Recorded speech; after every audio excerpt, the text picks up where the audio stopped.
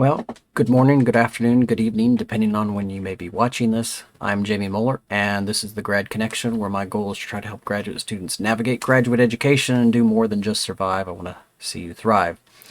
So we're in the midst, continuing on the topic of research proposals, particularly proposals for theses and dissertations. So this video is going to talk a little bit about assumptions, limitations, and delimitations. So I want to give a little bit of a background or preamble, I suppose, to this, and then kind of talk about what each of those are. Again, this is my perspective on research proposal from having taught research methods course for about 10 years. Now, I will say that every faculty member is different. Generally speaking, there are little nuances and subjective things about research proposals and even theses and dissertations as you go from faculty to faculty, but this is at least one perspective. So, first of all, assumptions, limitations, delimitations, they're part of Chapter 1, particularly as it relates to the proposal. It's typically part of Chapter 1 of the thesis and dissertation, and it usually follows the scope and significance section. It's usually near the end of Chapter 1, when Chapter 1 is generally kind of like this introduction or overview. If you recall from the last video, this is kind of part of the process, the context process of research question, to the scope, and we talked about scope and significance last time, and then assumptions, limitations, and delimitations. And so essentially the way I think of this is it's kind of like a funnel of the context. So at the top you have kind of research question, then you have scope, and then you have assumptions, limitations, and delimitations. And so you're moving from the general context to the specific context. And I kind of look at assumptions, limitations, and delimitations like it's the fine print of a contract. Generally, I talk about the proposal for the thesis and dissertation really being a contract. I mean, and the thing to keep in mind is when you're writing contracts are not written for when things go well. They're written for when things go wrong and they go spicy and go sideways. And generally speaking, I would say if it's not written in the proposal, I don't care what was talked about. If it's not written down in the proposal, just like if it's not written down and put into a contract, it doesn't exist. And so that's why, in my opinion, having a proposal for a thesis or dissertation and presenting it and having the committee there and getting them all to agree upon it is critically important. And that's why I spend so much time talking about the thesis and dissertation proposal. So realize that this is just this is the fine print of your contract. The assumptions, limitations, and delimitations, basically it's an attempt to outline things that could impact the research, and it's usually things that could negatively impact it, particularly because they may be things that end up they're if you don't list these things, they kind of go unspoken. And the problem is, a lot of times when I talk about assumptions, limitations, delimitations, people are like, graduate students are like, well, how do you know what these things are? Well, part of it is by looking at other theses and dissertations and proposals thereof. But also it's kind of trying to predict those things that, kind of try to frame those things, the assumptions that you're making, and then also the limitations and delimitations that you're trying to outline. I will say limitations and delimitations can be very useful in trying to outline specific things that you want to include or exclude, particularly as it relates to, if you imagine working on a master's thesis, in which you typically have, at least at Purdue, you have 3 people on the committee. With a dissertation, you would have 4 people on the committee. And as you can imagine, each of those people come to that proposal, come to that thesis, come to that dissertation, and they each come from different perspectives, and oftentimes there may be something particular that each faculty member wants to get out of this. The problem is half the time, or part of the time anyway, a particular faculty member's bent or objective or thing that they want you to see you cover may be outside of the scope. It may extend your stay as a PhD or a master's student just by trying to add that thing that faculty member wants you to cover. Now, hopefully you have a good chair. And the chair can actually help you navigate those kinds of conversations where, faculty member A wants this covered and faculty member B wants this covered, and you have your chair there who also has something that they want covered. And ultimately, the hope is that the chair can help you navigate those things. Even at sometimes it may actually mean the chair saying, no, that's really outside of scope, or it's going to take too long to cover that, or those kinds of things. But even when you don't have a chair that does that, you can try to use the limitations and delimitations to help you along that way. As far as kind of how the assumptions, limitations, and delimitations are written, my preference is that, and these are usually each sections. These are each one of these is a section in chapter 1, meaning it has a header that kind of earmarks it off. My preference is to actually have the assumptions, limitations, and delimitations be bulleted statements within there. So like specific statements. An assumption might be that it is assumed that I'm going to be able to get, 100 people to take my survey. In other words, that my sample size is going to be able to reach at least 100. That's an assumption that I'm making. And it's something that I want to earmark, because if I don't hit that assumption, there are going to be unintended consequences in my research. It may affect the statistics that I'm using. There are all kinds of things. And so what my preference is for each of those things to be a bullet. Now, there are other faculty members who might like that to be a narrative.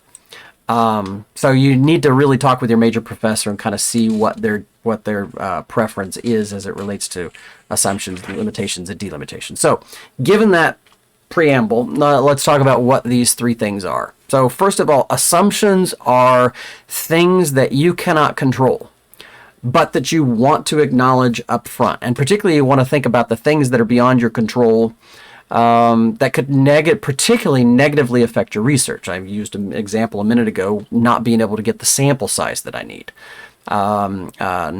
Basically mortality rate relative to research, that is people dropping out of your study. I would encourage you, I could list off all kinds of things for assumptions, but it'd be better for you to look at theses and dissertations in your discipline and see what kinds of things that they list. So assumptions are things you can't control that could negatively impact your research that you want to try to address up front, so that people know kind of the assumptions you're making. Limitations and delimitations, these are about the choices you're making about what you're looking at relative to scope, quite honestly. So limitations, these are statements that outline the choices you're making about what you specifically want to include in your research focus. It's basically by limitations, you're actually defining boundaries. Used to, when I would teach this as a research methods course, I would kind of, because I'm in the Midwest, I would basically draw a square on the board and say, okay, this is a fence that outlines my pasture. And essentially, and then I draw little animals inside of it, as quirky as that might sound, or as corny as that might sound. But I would say, essentially, my limitations are describing the stuff that's going to be inside of my research study. If you go back and you watch the video about research question, one of the challenges with a research question is, this balance between specificity and generality. And oftentimes, if you get too specific in your research question, it becomes a really long question that's really hard to say in one breath, and it really doesn't roll off your tongue. And so what I would oftentimes do when I'm working with graduate students to craft research questions is I would say, try to find that balance, and anything that's not in the research question that you need to acknowledge as a limitation, in other words, a thing that a boundary relative to your research, you can acknowledge that in either the scope section or even in the limitation section. But long story short, limitations are the choices you make as to what you're specifically going to include in your research. It's the boundaries of your research as specific statements, right? As specific explicit statements like fine print in a contract. Delimitations, on the other hand, are specific choices you make about what you're going to purposely exclude. And oftentimes the delimitations are oftentimes the place that you can best help yourself by making sure you outline things. Maybe faculty member X wants you to include a certain thing in your research, and you've already agreed upon that that's going to be out of scope. A really good thing to do is to outline that as a delimitation. That is something specifically you are not going to cover.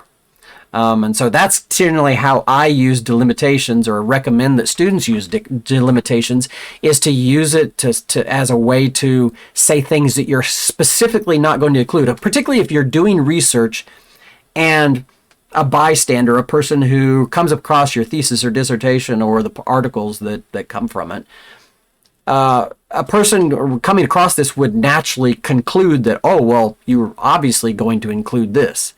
Sometimes you want to use delimitations as a way to acknowledge those things you're purposely excluding, particularly those things that people would maybe just off the cuff assume that you're going to do. So those are kind of the couple ideas that I have around delimitations. But again, I just want to I want to say again, because I think it's worth saying, is that your proposal essentially becomes the contract between you and your research committee about what you're going to focus on and what you're going to do. This is why all of these pieces that I'm talking about are so important, because particularly as it relates to scope, well, let's start with research questions, scope, and assumptions and limitations and delimitations. To me, those are three of the most critical pieces when you're presenting your proposal to your committee, because it's going to outline what you're going to cover, what you're not going to cover, and it puts boundaries around it. And again, it needs to be written down, number one. And number two, you want to have a committee meeting where all of your committee faculty members are present and they all look eyeball to eyeball and agree upon the boundaries of what you're going to be looking at in your thesis and dissertation. I probably said it in a prior video, but it's worth saying again.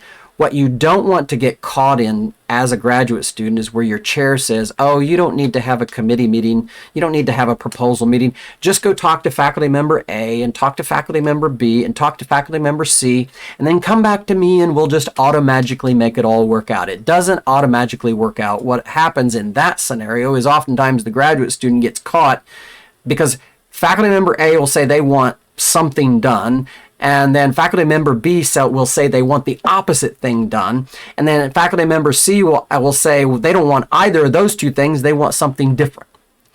And you get yourself caught in this running back and forth and trying to resolve this disagreement that exists, and it puts you as a graduate student in a really difficult position. Hopefully you don't have a chair that would kind of do that. But I would encourage you, even if you have a chair that would do that, I would encourage scheduling a specific meeting. At least at Purdue, I typically will take about an hour and a half where the faculty and the graduate student come together. You present as a graduate student your chapters, particularly focusing on the scope significance section, and then also the methodology and kind of where you're going and all that, with a little bit of literature review sprinkled in, and get everybody to agree in that meeting, because it's really hard to do that if you're trying to do it via email, you're trying to do it via going to different meetings and all those kinds of things. It just doesn't work. And so that agreement face-to-face is critically important. So hopefully this has helped you a little bit in kind of finishing out what would pretty much be chapter 1 in a thesis dissertation proposal. I think the next video that I have that I'm going to do is talking about the literature review and kind of giving my perspective on, what is the literature review, what's its purpose, how should you craft it, what are some different approaches to writing it, what are some different kind of things that I've noticed over the years of how different faculty like to see it. I mean, little oddball things that, and hopefully give you some questions that you would know to ask your major professor before you would set out to either write it on the very front end before you do a research question, or maybe you have a research question and you're writing the literature review after that. And so that will be what next week's video will be on. And then I guess probably the following week is probably going to be more along the lines of methodology. So hopefully you're finding these useful. Drop me a line if you've got questions, or if there are particular topics you'd like me to cover in the future, definitely let me know that. But have a great day. Thanks for your attention. Bye-bye.